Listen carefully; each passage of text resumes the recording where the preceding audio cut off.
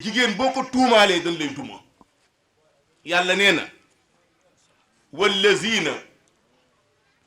yarmuuna almuxsanaati summa lam yaatu bi abadi shuhada yàlla mu ne ñi nga xamante ni bii danoo tuumaal jigéen te amuñu seede ñeenti seede ngay am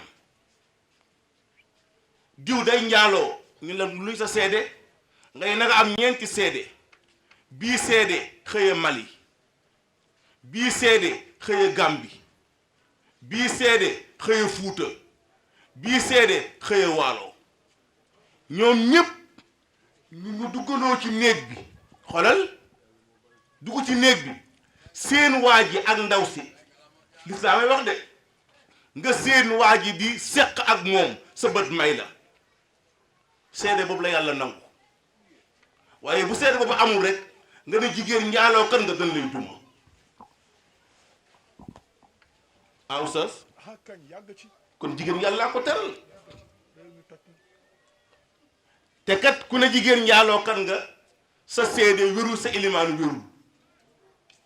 sa seede wérul sa ilimaan wérul tax jigéen kenn du ko toroxal moo tax yàlla defal leen teraanga boo xamante ni bii yéen donga ko am kon yàlla mu ne kuy xas jigéen naa ko njaalookat nga wala da ngay dox tànk caaxaan te amoo du la wóor lépp loo seede ci àdduna yàlla bañ na seede mënoo takk sëy du wér bu amee histoire booy seede du wér parce que naafeq nga jigéen moom mooy premier responsable ci yar doom jërëjëf jigéen mooy premier responsable ci yar doom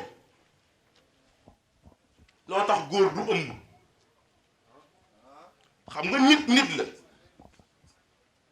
mais yàlla def ci jigéen ni yaa may ëmbal sama doom Seydina Muhammad ne nag sallallahu alayhi wa sallam comme yow oustaz Pape Samb boroom xam-xam nga yàgg ñi mel ni yow alquran nee na booy takk soxna kaay wax la jigéen bi ngay takk ndax boo ci amee doom mu nekk royukaay xoolal boo ci amee doom mu nekk royukaay jërëjëf bokk xool yàlla yàlla fay leen boo ci amee doom mu nekk royukaay ñu ne ko ban ak ban la mu ne tunkaxul mar'atu li arba'in góor ñi